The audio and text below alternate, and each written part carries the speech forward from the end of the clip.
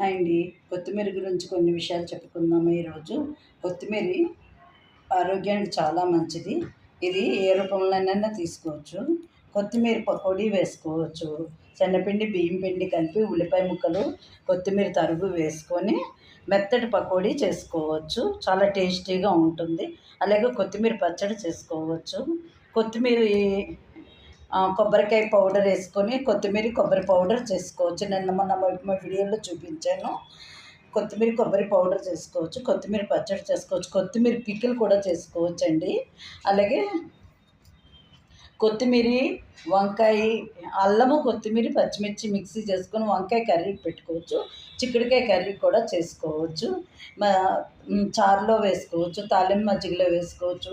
అలాగే మనం చాట్లు అవన్నీ తింటాం కదా, పానీపూరి ఇలాంటి వాటిల్లో కూడా తయారు చేసుకొని వేసుకోవచ్చు. అలాగే మనము స్టోరేజ్ చేసుకోవడానికి గ్రీన్ చట్నీ కోసము కొత్తిమీరని పచ్చిమిర్చి వేసి వెల్లుల్లిపాయ వేసుకొని ఉప్పు, పసుపు వేసుకుని మిక్సీ చేసుకున్నాం